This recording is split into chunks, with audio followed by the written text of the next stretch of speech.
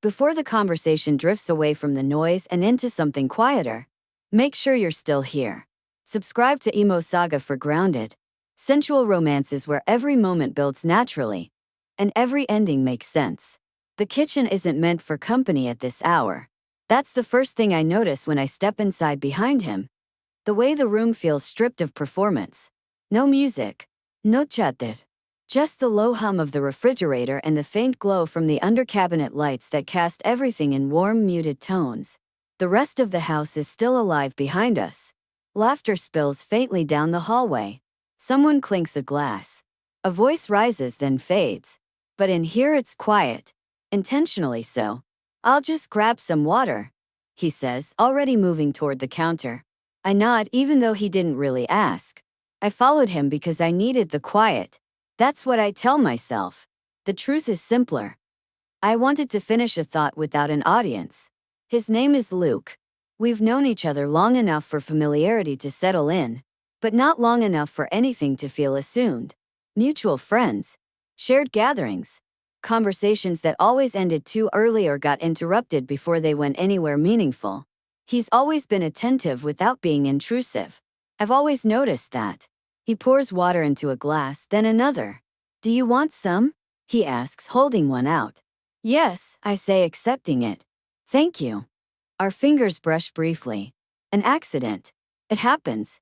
Except this time, neither of us apologizes right away. He steps aside to give me room at the counter. I lean against it instead, resting my hip lightly against the cool surface. The position feels casual, but it also turns my body slightly toward him. I notice. So does he. "Everything okay?" he asks. "Yes," I reply. "Just loud out there." He nods. "Yeah, I needed a break." That admission feels like permission. We stand there for a moment, sipping our drinks, the silence settling without strain. It's the kind of quiet that feels chosen rather than awkward. I glance around the kitchen, clean, orderly, clearly used but not lived in. A bowl of fruit on the island, a folded dish towel near the sink. Domestic details feel strangely intimate when no one else is watching. "You live here?" I ask. "No," he says. "My sister does. I'm just house-sitting." That explains it. I smile faintly.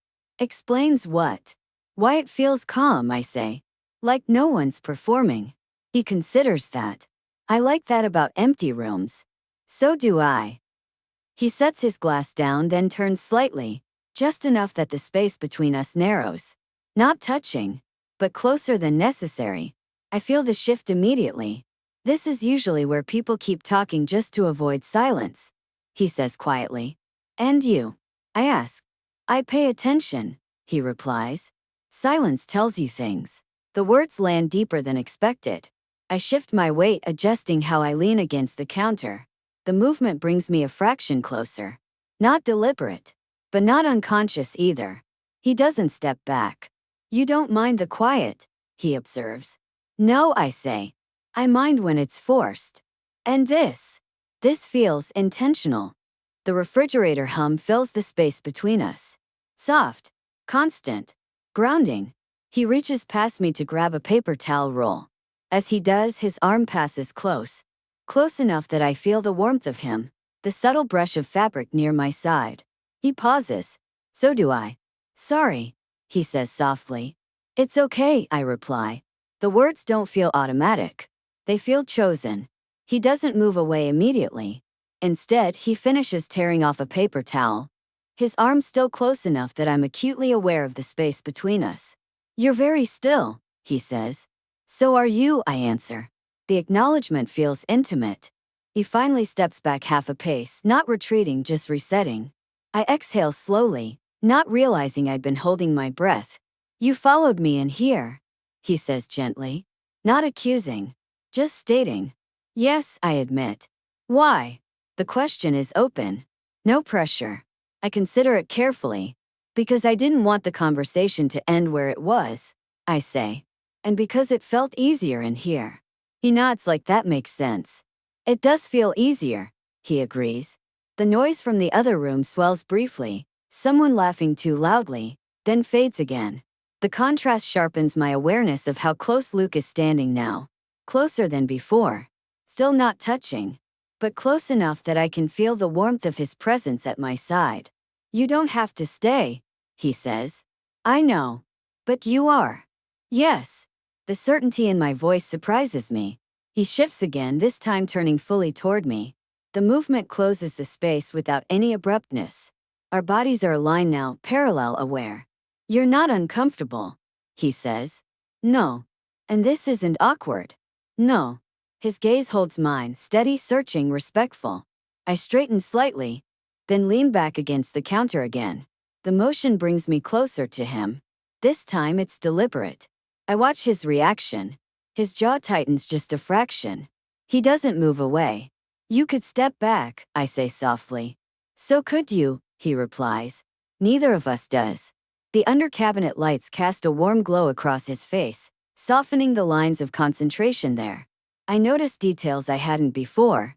The way his attention feels anchored, not scattered. You're very aware of space, I say. I try to be, he replies. Especially when it matters.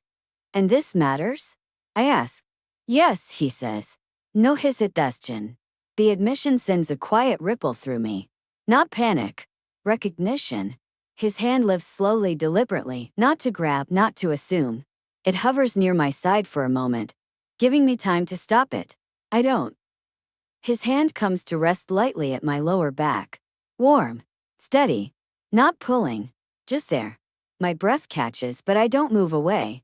The contact feels grounding rather than overwhelming. Tell me if that's not okay, he says quietly. It's okay, I reply. The certainty in my voice surprises me again. He still's, completely reading me, making sure. Then his hand stays exactly where it is. The kitchen feels smaller now. More contained. The world outside it irrelevant. This didn't come out of nowhere, I say softly. No, he agrees. It didn't. It's been building, I add. Yes. I rest my hand lightly against the counter beside his, not touching him yet, but close enough that the proximity feels intentional. You don't rush, I say. No, he replies. I like knowing when something's a choice. And this? I ask. He meets my gaze. This is a choice. I lean back just a little more. Enough to feel the full contact of his hand at my back. Enough to answer without words. His thumb presses lightly once, subtle, questioning. I don't pull away. The refrigerator hum continues. Someone in the other room calls out a name. Neither of us responds. This was supposed to be a break, I say. Yes. And now? Now it feels like the moment after, he replies. Where we decide whether we go back, or stay with what's here. The words settle in my chest. Calm. Certain. I turn my head slightly, close enough now to feel the warmth of his breath. He doesn't kiss me. Not yet. Instead, his forehead rests briefly against mine. A quiet, intimate gesture that stills everything. You don't have to stay, he murmurs. I know. But you are. Yes. I don't know where this leads yet, but I know why I followed him in here. And as his hand remains steady at my back and the kitchen stays quiet around us, one thing is clear. This didn't become intimate by accident. It became intimate because neither of us pretended the quiet meant nothing. The kitchen stays quiet longer than I expect. Not awkward. Not suspended. Just held. Luke's hand remains at my lower back, warm and steady, like it belongs there because we've both decided it does. The noise from the other room fades into something distant and unimportant. A reminder that this space, this moment, exists on its own terms. You don't look like someone who follows people into quiet rooms without thinking about it, he says softly. I smile faintly. I don't usually. But tonight felt unfinished. I admit. I didn't want to leave something hanging. He nods like that makes perfect sense. I'm glad you didn't, he says. I turn more fully toward him now, no longer leaning back against the counter. The shift brings us closer. Close enough that I can feel the warmth of his body through the thin space between us. His hand adjusts slightly, still gentle, still restrained. You're very intentional, I say. So are you, he replies. You wouldn't be standing this close otherwise. He's right. I don't argue. For a moment we just look at each other, really look. Not searching for permission anymore, but acknowledging what's already there. I don't want this to be something that only exists because it's quiet, I say. It won't be, he answers immediately. Not if we don't let it. And you don't want to rush it, I add. No, he says. I want it to make sense tomorrow too. That settles something deep in my chest. I step closer. This time there's no hesitation. My hand comes up, resting lightly against his chest. I can feel his heartbeat steady, calm, present. His breath deepens, but he doesn't move away. Instead, his other hand comes up to rest at my side, holding me without pressure. The contact feels earned, chosen. When he kisses me, it's slow, deliberate, not claiming, not hurried, just enough to confirm what we've both already decided. I respond easily, my fingers curling lightly into the fabric of his shirt. The kiss doesn't overwhelm. It grounds me, anchors me in the moment rather than pulling me out of it. When we part, it's mutual, necessary. That felt. I start. Right. He finishes quietly. I smile. Yes. We don't rush to do anything else. Instead, we stay close, foreheads touching briefly, breathing in the shared calm. I should probably go back out there, I say eventually. Yes, he agrees. Still, neither of us moves right away. We laugh softly at that. I'll walk you back, he says. I'd like that. The hallway feels louder now as we step out of the kitchen, the warmth and noise returning gradually. But something has shifted, not dramatically, not visibly. Just enough. When we rejoin the others, no one notices anything different. That feels right. Later, when the night winds down and it's actually time to leave, Luke walks me to the door. This goodbye feels different from the one earlier. Complete. I'm glad you followed me, he says quietly. So am I reply. Outside, the night air is cool and grounding.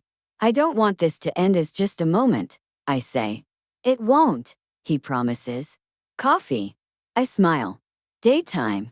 Yes, he agrees. Daytime. We exchange numbers without ceremony, without urgency. Just another step. Before I leave, he leans in and presses a brief, warm kiss to my cheek. Affectionate, steady, reassuring. Text me when you get home, he says. I will. The next day, coffee feels easy, bright, uncomplicated in the best way. We talk like people who don't need to pretend something didn't happen, but also don't need to dramatize it. You're exactly the same, he says. So are you, I reply. That's a relief. It really is. Weeks pass. The connection grows quietly, through shared routines, intentional pauses, moments that don't need silence to feel meaningful. Sometimes we're in rooms full of people. Sometimes we find the quiet again. But now, when we do, it doesn't feel accidental. Feels chosen. One evening much later, we're standing together in another kitchen. Different house. Different night. The room hums softly around us. Luke steps close, not touching yet, and smiles. You always notice the quiet, he says. I smile back. So do you. This time, when his hand finds my back, there's no question about why. And I realize something with calm certainty. I didn't follow him into the kitchen because I was curious. I followed him because I already trusted where the quiet might lead.